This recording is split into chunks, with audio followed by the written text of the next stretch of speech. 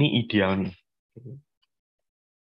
Jadi strategi pembelajaran yang diterapkan ini kadang kita nggak sadar itu menimbulkan kebosanan gitu ya. Apalagi kalau eh, kita ngulang-ngulang hal yang sama gitu ya. Nah, walaupun kita sudah punya media, itu nanti juga harus hati-hati, jangan ngulang media yang sama terus. Jadi harus ada improvisasi sesuai dengan analisis kebutuhan kita, sesuai dengan kebutuhan anak-anak juga seperti itu.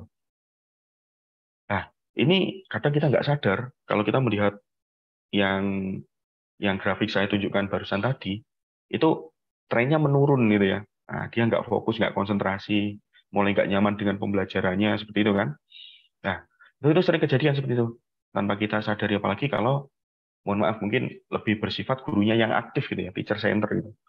Ya pokoknya gurunya ngajar di depan, nulis di papan tulis, perkara anaknya tahu nggak tahu terserah kamu ya kan. Ya itu nanti yang peluang sebagian besar dia nanti akan muncul kebosanan di situ. Nah, dan di sini peserta didik nanti tidak dapat menikmati pembelajaran dengan motivasi yang tinggi. Jadi motivasi itu macam-macam ya. Ada yang motivasi timbul karena kebutuhan dia senang, ya kan? Ada yang mohon maaf mungkin terpaksa gitu ya.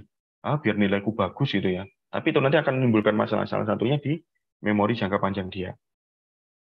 Nah, itu. Jadi ini ada nanti dengan bagaimana kita nanti meng-create sebuah pembelajaran dengan motivasi yang tinggi terus harapan kita seperti itu ya. Bagaimana menyenangkan anak-anak kita. Oke. Ini menurut pendapatnya si Pos dan Dryden ini, semangat belajar muncul ketika suasana begitu menyenangkan dan belajar akan efektif bila siswa dalam keadaan gembira. Ini menarik untuk kita kaji ya. Jadi bagaimana kita nanti membuat media pembelajaran support ya. Karena fokus kita malam ini adalah media. Sebenarnya media nanti juga disupport juga dengan metode juga seperti itu. Nanti akan kita tunjukkan contoh-contohnya. Itu dari pendapatnya si Pos. Ini saya dulu pernah belajar tentang quantum learning. Mungkin masih ingat ya. Kayaknya sampai saat ini referensinya masih juga jadi rujukan juga gitu ya. Di kurikulum Merdeka juga sama. Jadi di pendapatnya si Bobby De Potter ini, belajar dalam kondisi yang menyenangkan itu dapat meningkatkan daya serap peserta didik. Nah, implikasinya apa peserta didik? Nah, salah satunya dia nanti jadi pembelajaran bermakna yang dibawa ke ingatan jangka panjang dia sampai kapanpun dia nanti akan ingat. Harapannya seperti itu. Oke, berikutnya ini ya. Ini ada juga pendapat bahwa kesenangan belajar sangat erat kaitannya dengan cara ketika jenis otak memproses informasi. Ada otak reptil, otak mamalia, dan otak neokortex. Nah, ternyata ketika si anak ini dalam kondisi yang bahagia, tenang, dan rileks, itu neokortex kita akan aktif digunakan untuk berpikir dan merupakan 80% dari otak manusia.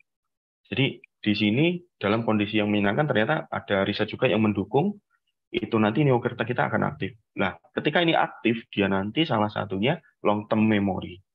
Jadi menjadi ingatan jangka panjang dia, bukan ingatan sementara atau ingatan yang habis diterangkan lupa dia, ya kan seperti itu. Oke.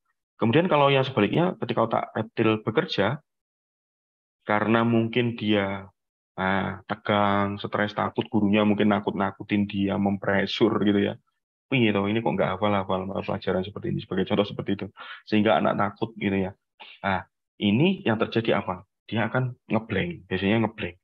Ngeblank mending kalau di anak-anak usia dini atau di SD dasar bisa jadi nangis. Nah, nangis. Besoknya nggak mau sekolah, ya kan? Itu adalah salah satu beberapa indikator yang kita perlu introspeksi diri di situ. Nah, itu implikasinya apa? Dia nanti nah, nggak bisa long term. Jadi ya percuma gitu ya kan. Nah, dalam kondisi dia tegang itu nanti akan percuma dia susah mengingat di situ.